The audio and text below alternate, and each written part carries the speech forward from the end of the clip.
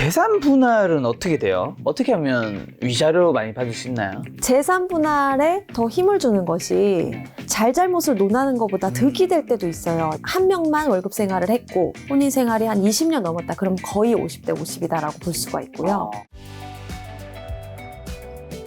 자, 그럼 이제 그 법적인 좀 영역으로 넘어와서 이혼 재판도 많이 아마 가보셨을 텐데 네. 정말 이런 경우까지 봤다면 좀 극단적인 사례 어떤 거 좀 있을까요? 저는 좀 뭐 놀랐던 경우가 네. 여러 개지만 뭐 오랫동안 키워온 자녀가 내 자녀가 아니었던 케이스도 있었고 근데 이제 여러 가지 사실 일들이 있지만 제가 좀 또 놀랬던 부분은 양육권을 서로 넘기려고 하던 사건 중에서 이제 요즘에 사실 다 맞벌이가 좀 많고 조부모님들의 영향이 좀 커졌거든요. 맞아, 이제 손자 손녀들 봐주는. 봐줘야 되니까.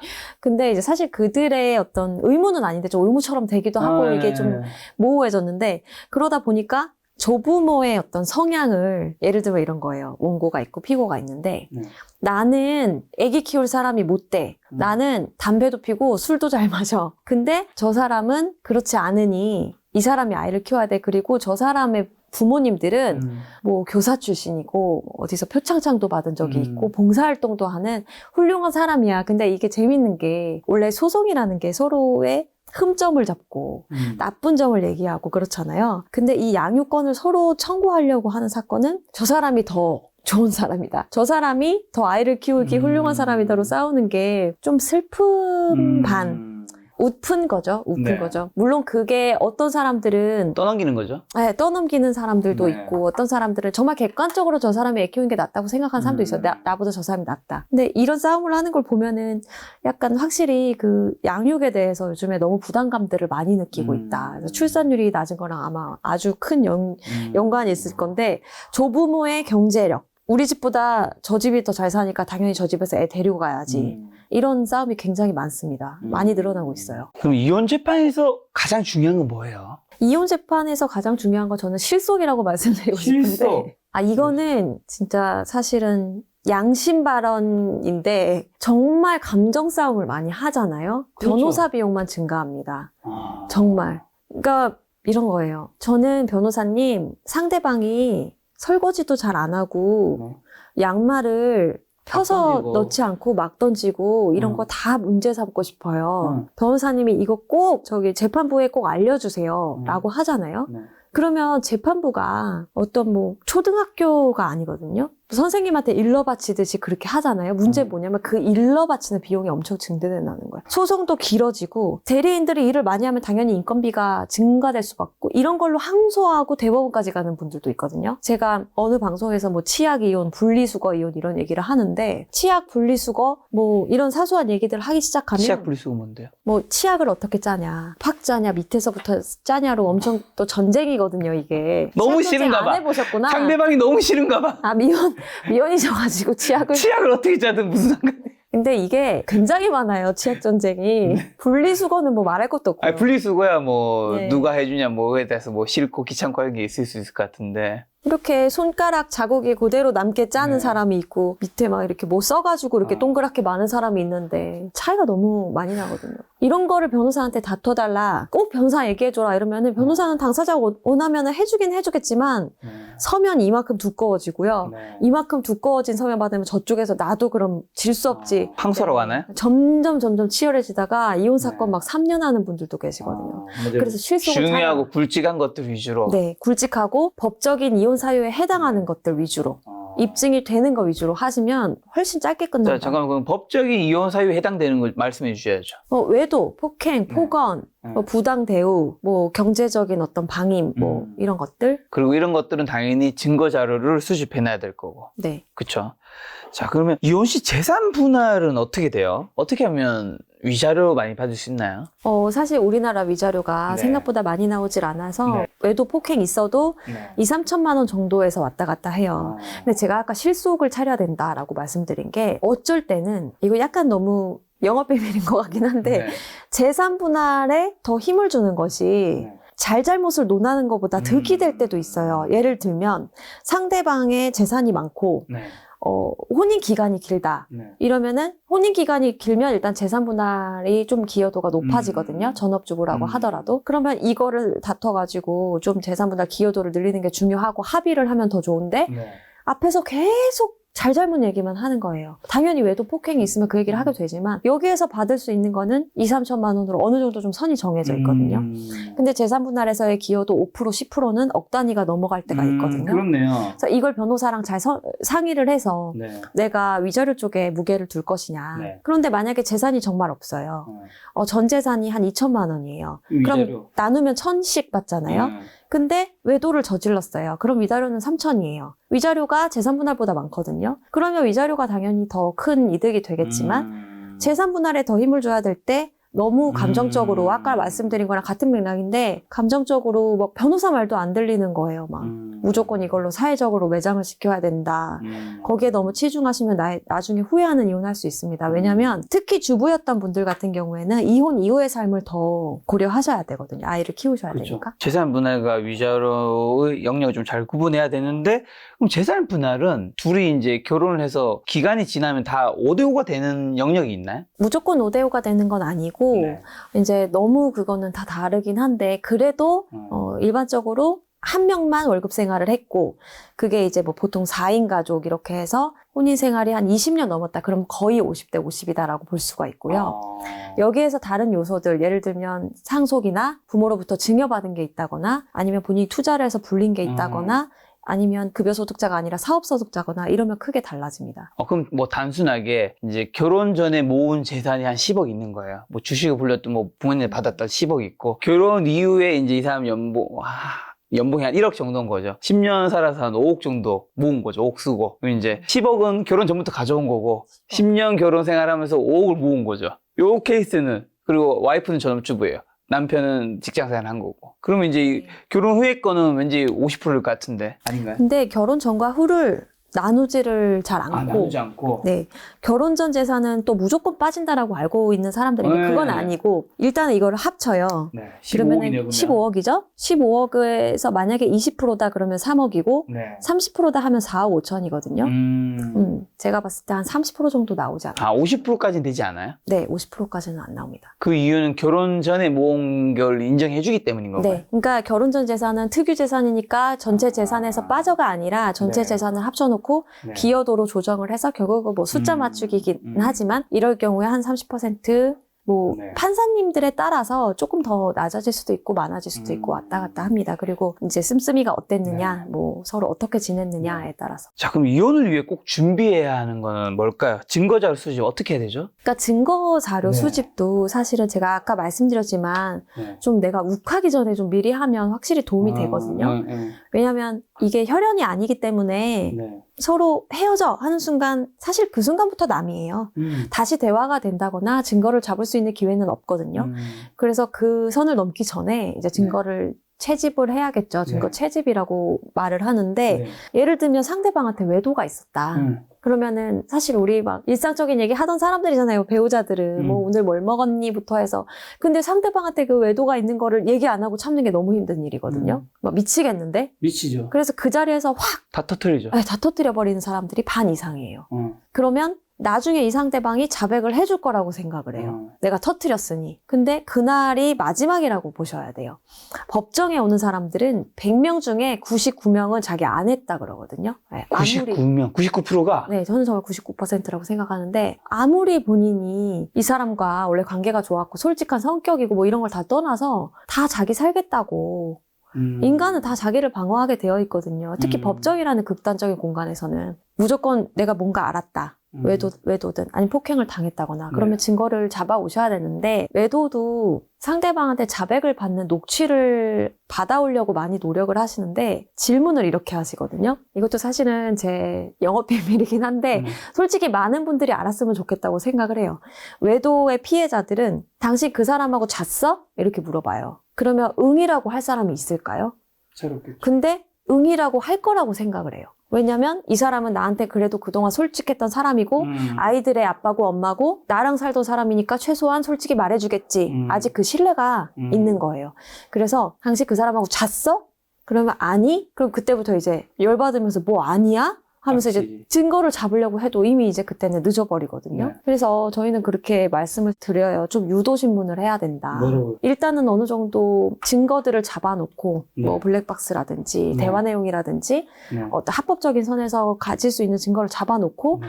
그걸 가지고 하나하나 자백을 받아야 되는 거지. 여기 가정도 사실은 법정이랑 크게 다르지가 않아요. 딱 나와 있는 만큼만 인정을 해요, 사람은. 왜냐면 외도를 하는 사람들의 특징이 나 가정 깨고 싶어서 외도하는 사람보다는 이 사람 몰래 외도를 하면서 가정을 유지하고 싶은 사람이 조금 더 그렇겠죠. 많아요. 그렇다 보니까 딱 증거가 나와 있는 것까지만 인정을 하는 거는 가정이든 법정이든 결국 똑같더라고요. 그래서 이걸 굉장히 좀 준비하셔야 된다. 근데 성격이 급하신 분들은 입증을 결국 못 하더라고요. 저 여기서 궁금한 한 가지가 연애를 할 때도 마찬가지고 결혼할 때도 마찬가지예요. 어쨌든 바람을 피면 느낌이 있잖아요. 그럼 그때 요즘 21세기 사회에서는 그 증거를 보통 상대편 휴대폰을 통해서 찾잖아요. 그럼 상대편 휴대폰을 몰래 비번을 알아가지고 봤어요. 네. 나온 거지. 그래가지고 이제 증거 자료를 모은 사람 기다렸다가 모아서 하는 사람도 있겠지만 아까 말씀하신 50%는 터트린다고 내가 지금 미치겠으니까 터트릴 거잖아요. 네. 그러면 이제 상대방이 이제 그런 얘기를 하잖아요. 너 휴대폰 봤어? 야, 왜 남의 프라이버시를 말하고 이게 뭐냐면 연기 잘하시는데. 사과를 먼저 하는 게 아니라 자기의 또 기분 나쁜 걸 얘기하는 케이스가 있어요. 근데 그걸 가지고 이제 어떤 사람은 남의 휴대폰을 판도라의 상자를 왜 보냐 하는데 제가 생각한 게 좀 궁금해서 그런데 남의 휴대폰을 기본적으로 보는 거는 안 된다고 생각하지만 뭔가 진짜 누가 봐도 의심할 징조나 그런 느낌이 있어요. 네. 근데 사실 휴대폰을 안 보면 사실 찾기 그 쉽지 않잖아. 그냥 그런 예외의 상황에는 나는 보는 게 맞고 보는 사람도 그 기분 나쁘다기보다는 그거는 본인이 자초한 거니까 그냥 사과를 하는 게 맞다고 생각하는데 결혼이든 연애든 어떻게 보세요? 근데 어떻게 이렇게 잘하세요? 정말 경험자 아니시죠? 아니, 정말 맨날 일어나는 일이거든요. 네네네. 다 그렇게 휴대폰을 보고 휴대폰 본 걸로 이제 역으로 이제 고소를 당한다거나 네. 너무 자주 일어나는 일인데 민사적으로는 네. 이제 법적으로 말씀을 드리면 이혼 사건에서는 그 증거로 위자료 판결은 받을 수가 있고 다만 상대방이 내 휴대폰을 본 거에 대해서 형사 고소를 하면 처벌도 받으실 수는 있어요. 근데 이제 처벌의 수위가 막 그렇게 높진 않아도 그래도 처벌은 받으신다. 근데 이걸 가지고 이제 뭐가 맞냐라고 법을 떠나서 이제 얘기를 인간 대 인간으로 하면 당연히 이제 이혼을 하고 싶고 증거가 필요하니까 그런 행동을 했고 먼저 신뢰를 깼기 때문에 네. 어느 정도는 그럴 수 있다라고 보지만 저는 그런 거를 항상 조심하라고는 말씀을 드리는 게 실제로 형사 고소를 하잖아요. 네. 그러면은 당사자들이 우리가 이제 일반적인 상식이 이렇다 보니 형사 법정에 가서도 아니 배우자가 이제 바람 폈으니까 나는 본 거다 이렇게 당당하게 얘기를 하거든요. 그렇죠. 근데 형사 법정에서는 어쨌든 그 범죄 행위를 가지고 처벌하는 곳이기 때문에 그거에 대해서 그렇게 유연하게 그러실 수 있죠. 이런 분위기는 아니고. 그럼 어떻게 해야 돼요? 사실은 범죄자를 그럼 휴대폰 다루기 보지 말라는 싫어요. 거예요? 범죄자를 다루시다 하니까 되게 그걸로 힘들어 하죠. 그래서 휴대폰을 사실 봐라라고 제가 얘기하건 이거 불법 행위긴 하지만 형사적으로도 범죄고 이제 배우자 간에 어느 정도 용인되는 예를 들면 비번을 완전히 막 잠가놓고 이렇게 한 지가 좀 됐다. 그리고 서로 너무 당연하게 휴대폰을 안 보는 관계다. 이러면은 오히려 고소당할 가능성이 굉장히 크지만 일반적으로 그냥 좀 열려있는 경우가 많고 아니면은 비번 잠궈는 놨어도 그냥 서로 알고 있는 경우가 많거든요. 그 정도 선까지는 그렇게까지 입증도 어렵지만은 이 사람이 이걸 뭐 몰래 열었다 입증도 어렵지만은 처벌도 잘 안 되는 편이지만 정말 저 사람이 이걸 절대 보지 못하게끔 어느 정도 의사표시를 했고 좀 외도한 지 오래돼가지고 많이 조심하고 있다. 그러면 사실 외도가 문제가 아니라 정말 형사처벌 받는 게 또 문제일 때도 있어서 아 진짜요? 그러면 조심하셔야 어떻게 돼요. 보면 이게 되게 좀 억울한 게 반대편 입장에서는 남편이나 뭐 와이프가 진짜 바람 피고 있는 것 같아. 근데 사실 요즘에는 그 판도라 휴대폰을 안에 다 있기 때문에 그 바깥에서는 사실 증거 찾기가 쉽지 않을 수 있잖아요. 뭐 그 밖에 뭐가 있겠어요. 그 고작 자동차의 블랙박스 정도겠지. 그렇죠. 근데 그건 포맷하면 되니까. 이게 되게 상대편 입장에서는 참 찾기가 휴대폰만 잡으면 찾기 쉬운데. 다 있죠. 네. 다 했으니까. 근데 이걸 보는 게 형사로 한다면 참 억울할 것 같기도 해요. 정말 그래요. 근데 그 법이 없어지지는 않고 있으니 처벌은 무조건 받고 그래서 이제 만약에 그런 증거를 가지고 오시잖아요. 좀 불법적으로 수집한 증거를. 그러면 이걸 가지고 배우자와 대화를 해서 제2차 증거를 만들어 와서 사용하는 사람들이 더 많기는 해요. 휴대폰을 봐서 이런 것들을 봤다. 그걸 녹음하는 거구나, 그 상황을. 그 상황을 녹음을 뭐 핸드폰에 너가 다른 여자, 남자가 있는 사진을 봤다. 모텔에서. 뭐 이런 식으로. 그리고 사실 이것도 좀 약간 비밀스러운 얘기가 한데 많은 사람들이 이렇게 말해요. 그냥 지나가다가 누가 봤대. 이렇게 하면서 나한테 말해줬대 라고 하면서 내 남편, 내 와이프가. 네, 휴대폰을 사실은 본 거지만 이게 범죄 행위가 될 수 있다는 걸 다 알고 있잖아요.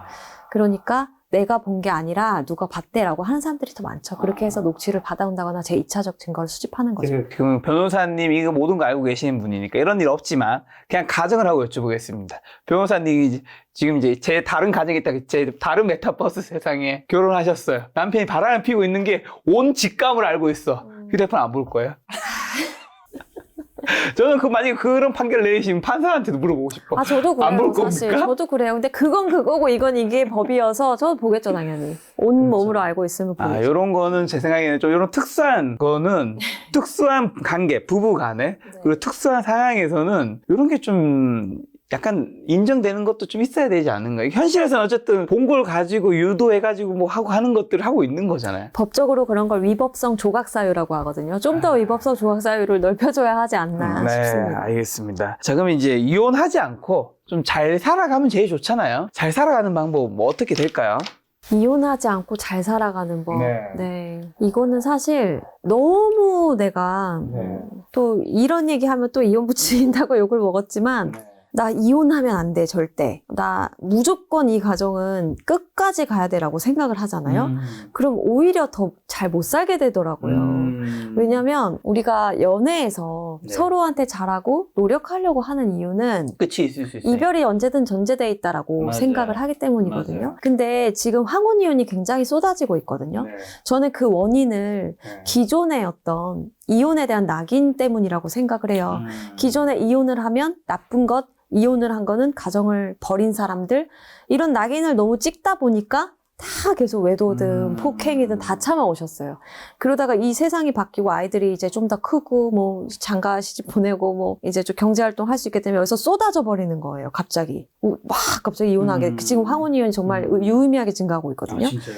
그런 것처럼 외도나 폭행도 사실은 마찬가지인 게 배우자를 기본적으로 막 폭행을 심하게 하는 사람들이 있거든요. 상습적으로 정말 무시무시하게 정말 이 생명의 위협을 느낄 정도로. 그런 사람들 특징이 뭐냐면 저 사람은 절대 이혼 못할 거야. 이 생각을 하고 있어요. 저 사람은 절대 나를 떠나서 살 수가 없고 내 경제적인 능력의 테두리 안에서 저 사람 살 수 없고 또는 저 사람 너무 보수적이라서 아이들 놓고 이혼할 사람들 아니야. 그러니까 내가 좀 이래도 돼. 그래서 우리나라 동양 문화권은 이혼에 대해서 너무나 지나치게 금기시되어 있고 지나치게 사회적 낙인을 찍고 있다 보니 오히려 이게 어떻게 안 좋은 부작용이 나냐면 결혼을 안 해요, 사람들이. 왜냐면 나 괜히 잘못했다가 결혼했다가, 왜냐면 연애를 내가 해보니까 자꾸 헤어지거든요. 그럼 내가 괜히 결혼했다가 이혼녀 되고 이혼남 되면 사회적으로 나 멀쩡하게 잘 나가던 사람인데 우리나라에서 그 낙인이 찍혀버리니까 이제 그렇게 되는 거예요. 그래서 저는 제가 이혼을 정말 부추기고 다니는 것이 아니라 이혼에 대한 지나친 금기 현상은 정말 절대 없어야 된다고 생각해요. 이게 있음으로 해서 그 가정이 어떤 사회적 사각지대가 되는 경우를 저는 매일매일 접하고 있는 사람 입장에서, 그래서 이혼을 하지 않고 잘 살아가는 법은 내 인생에 죽어도 이혼이 없다는 생각을 안 하시는 거. 그래서 우리도 잘못하면 헤어질 수 있겠구나. 노력해야겠구나. 저 사람도 잘못하면 나를 떠날 수도 있겠구나. 물론 이게 너무 이제 심해지고 막 이혼을 막 무기처럼 또 막 삼으면서 심심하면 이혼해 이런 사람들도 있겠죠. 그런 얘기 하는 게 아니라 정말 무조건적으로 이 가정이라는 테두리는 죽을 때까지 관뚜껑 닫힐 때까지 유지돼야 돼라는 사상을 갖고 계시면 굉장히 오히려 이런 사람들이 이혼하는 경우가 많다.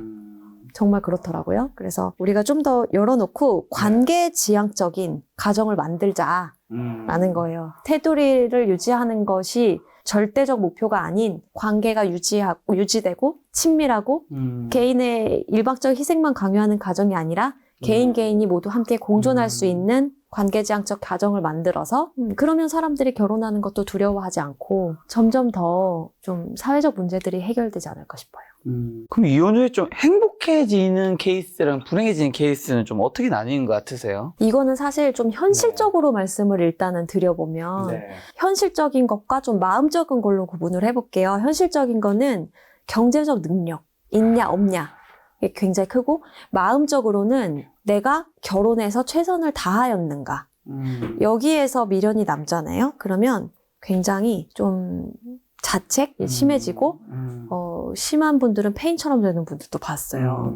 자기가 결혼 생활에서 너무 한게 없다 생각이 들면 오히려 이혼하고 나서 내가 이혼을 선택한 것이 아니라 이혼 당했다. 네. 자기가 아는 거예요, 그걸. 그게 제일 무섭더라고요. 스스로 자기한테 꽂는 화살이 제일 무섭더라고요. 현실적으로는 경제적인 게 되게 중요하고 뭐 또 다른 측면에서는 얼마나 내가 결혼 생활에 최선을 다했느냐가 굉장히 좀 중요하다. 자, 근데 결혼 전에 사실 어떤 사람인지 저는 알아보는 게 되게 중요하다 생각해요. 저는 워낙 사람을 많이 보는 직업이다 보니까 그리고 사람을 인터뷰하고 그걸 글로 담고 하다 보니까 이 사람의 여러 가지 선택이 되게 중요하잖아요. 초이스 같은 것들이. 근데 그중에서 저는 가장 중요한 게 사람을 보는 안목, 좋은 사람과 나쁜 사람을 선택할 수 있는, 구분할 수 있는 거, 안목이 중요하다 생각하는데 결혼 배우자로 놓치면 안 되는 이성의 유형이라 할까요? 어떤 사람과 우린 좀 결혼해야 될까요? 놓치면 안 되는 네, 사람. 가장 저희 주요 관심사입니다. 유연한 사람인 것 같아요. 유연한 사람. 이것보다 좋은 게 없는 것 같아요. 네. 그러니까 이것보다 좋은 게 없는 게 이혼을 하는 사람들은 다 배우자의 네. 어떤 정해놓은 규범 때문에 힘들어서 이혼을 결정해요. 이런 규범을 정해놨는데 나는 아무리 노력해도 이걸 따르기가 힘들다. 네. 이제 그냥 된다 안 된다로만 네. 세상을 보는 사람들이 있거든요. 근데 유연한 사람들은 상황에 맞춰서 네. 자기 규범도 자꾸 수정하고 상대방에 대한 어떤 용서의 폭이라든지 이해의 폭이 점점 넓어지고 그리고 우리가 한 살 한 살 나이가 먹으면서 그 유연함은 더 유연해지는 네. 성향으로 바뀌는데 그 어떤 확고함은 더 확고함으로 바뀌더라고요. 그래서 젊었을 때, 꼭 젊었든 나이가 많든 결혼을 하기 전에는 연애를 할 때, 막 이런 사람들 있잖아요. 나 이런 사람 딱 싫어. 이거는 절대 안 돼. 이런 얘기를 어쩌다 한 번은 할 수 있어요. 죽어도 안 되는 것들이 사람마다 있으니까. 근데 막 매 순간 그런 사람들이 있어요. 이게 싫고 저게 싫고 이건 안 되고 저것도 안 되고. 그리고 자기가 생각하는 결혼은 이런 것이다라는 게 네. 완벽하게 정해져 있는 어떤 네. 픽처가 있어요. 네. 그러면은 결국 상대방은 따르는 거 말고는 할 수가 없거든요. 그렇죠. 네. 피곤하죠. 너무 피곤하거든요. 그래서 그거는 이제는 정말 버티기가 힘들어요. 이제는 옛날처럼 가정이니까 그냥 버텨야지는 없어졌기 때문에 유연한 사람하고 만나셔라. 그 외에는요? 이런 사람 놓치지 말아야 된다. 뭐 예를 들면 뭐 자상한 사람, 아니면 뭐 외모가 뛰어난 사람, 아니면 뭐 경제적 능력이 있는 사람. 뭐 많은 거 있잖아요. 실제적으로 뭐 결혼정보회사나 이런 데서 보는 조건에서는 유연함이라는 거는 잘 나오진 않을 것 같고 우리 흔히 보는 뭐 학벌도 있고 뭐 직업도 있고 뭐 많잖아요. 제가 지금 딱 드는 생각은 김 네. 작가님도 이제 유튜버시고 네. 저도 이제 신입 유튜버인데 생각을 해보니까 좀 서로의 어떤 컨텐츠를 확장시켜주는 사람들이 있는 것 같아요. 예를 들면 갑자기요? 네. 컨텐츠? 그러니까 내가 가진 컨텐츠가 있잖아요. 갖고 태어난 게 있고 개발하는 컨텐츠가 있잖아요. 근데 이 사람하고 대화를 해보면 자꾸 내가 하지 못한 생각들을 하게 되는 거죠. 그래서 다양하게 사고할 수 있게 되는 사람이 분명히 있고 내 컨텐츠를 막 축소시키는 사람도 있어요. 있죠. 내가 이렇다는데 저 사람 그건 아니지. 야, 너 그건 고쳐야지. 또는 야, 너 그런 거 하지 마. 그 요즘에 전망 없어. 뭐 이런다거나. 내가 예를 들면 뭐 결혼해서 사업을 시작하고 싶거나 내가 뭐 직장을 옮기고 싶거나 이런 변수들이 있을 때 무조건적으로 안 돼. 그거는 이게 길이야 라고 하는 사람이 있으니까 아니면 그래 해봐. 그렇게 해봤을 때 더 좋은 일들이 펼쳐질 수 있겠다. 그 정도의 어떤 리스크는 내가 한번 견뎌볼게. 내가 한번 채워줘 볼게. 이렇게 상대방을 좀 성장시키려고 뭐 상대방의 컨텐츠를 확장시키려고 이렇게 해주는 사람이 있어요. 전 사람도 다 컨텐츠라고 생각을 하는데 그런 것들이 있으면 결혼을 하면 우리가 막 결혼은 인생의 무덤이다 이런 얘기들 하잖아요. 그게 바로 전 절대 그런 그렇게 거고요. 생각하진 않지만 자, 그럼 결혼 후에도 행복하고 싶다면 반드시 피해야 되는 이성 유형은요? 저는 개인적으로는 뭐 신뢰를 깨트릴 만한 사람도 있지만 아까 제가 말씀하신 거에서 이어서 개인적으로 저 감정 조절을 너무 통제하지 못하는 사람은 굉장히 여러 부분에서 피곤한 일들이 발생하기 때문에 저는 약간 개인적으로는 자기 감정을 제대로 통제하지 못하는 사람은 좀 아이라고 생각하기 때문에 맞는 말씀이신 것 같아요. 그 네. 분노장이라고 요즘에 네. 한참 분노장이라고 하잖아요. 근데 동등하게 비교했을 때 만약에 똑같은 문제가 있어요. 또는 더 큰 문제가 있어도 이보다 작은 문제를 다뤄도 여기 한 명 분노장이 있잖아요. 이 일은 이렇게 커져요. 결국. 그리고 이별로 가는 어떤 키가 돼요. 맞아.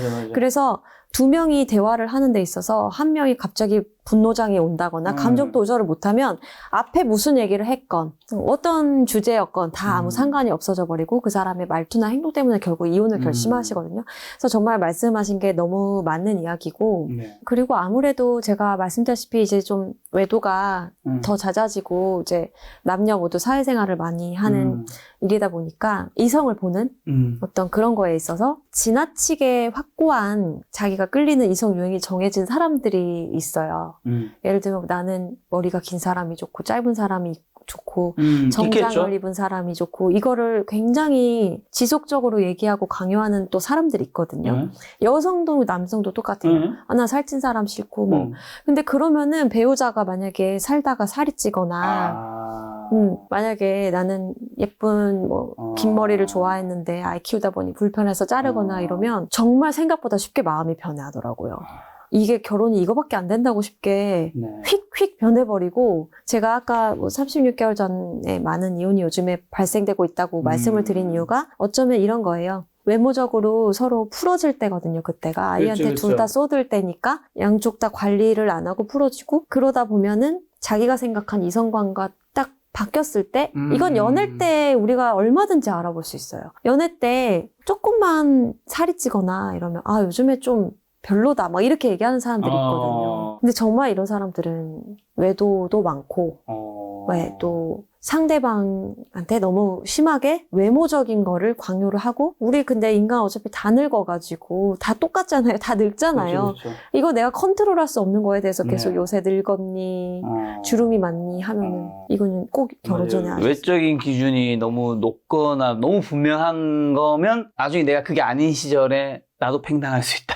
정말 그런 게 배우자 외도로 오시는 분들이 막 이런 분들이 계세요. 그러니까 너무 예쁘고 너무 잘생긴 지나치게 너무 예쁘고 너무 잘생긴 사람이어서 뭐 내 배우자가 요즘에 이성으로 안 보여서 바람 폈어요 이런 사람들 많이 봤어도 이런 사람들은 바람 왜 피지? 라는 생각이 좀 인간적으로 들 때가 있는데 물어보면 자기가 생각한 그 외모에서 이제 벗어났다라고 한다더라고요. 무시무시합니다 이런 거. 자, 외적인 것도 참 중요하군요.